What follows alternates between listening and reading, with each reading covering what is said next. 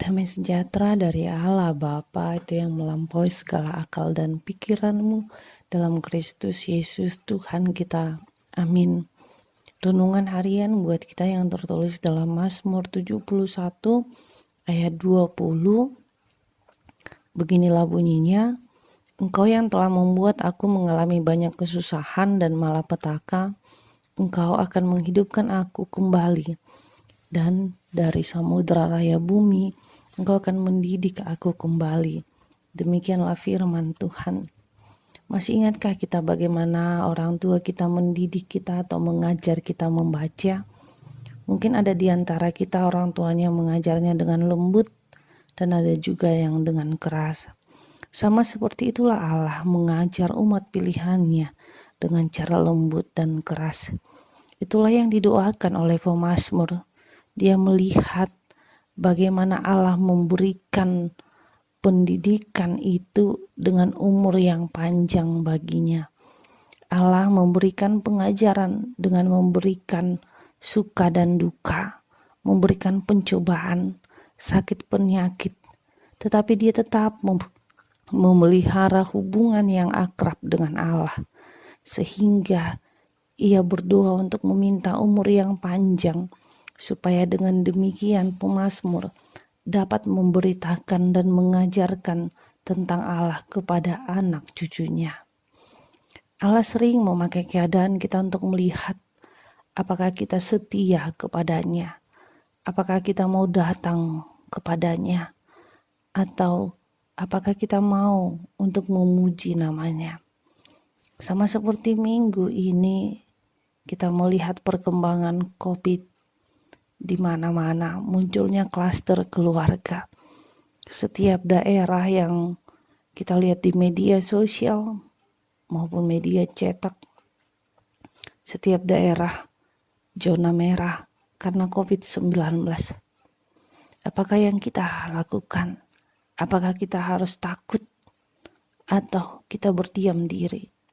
Firman Tuhan ini mengajak kita mari dengan memuji Tuhan, Sekalipun keadaan saat ini tidak indah, sekalipun keadaan saat ini menakutkan, tetapi membina hubungan yang dekat dengan Allah akan memberikan imun yang kuat di dalam tubuh kita. Karena itu Amsal 17 ayat 22 katakan, hati yang gembira adalah obat yang manjur, tetapi semangat yang patah mengeringkan tulang. Dengan hati yang gembira dan berpikiran positif bahwa Allah akan menyertai kita jika kita menjadi umat yang patuh terhadap aturan pemerintah dan protokol kesehatan.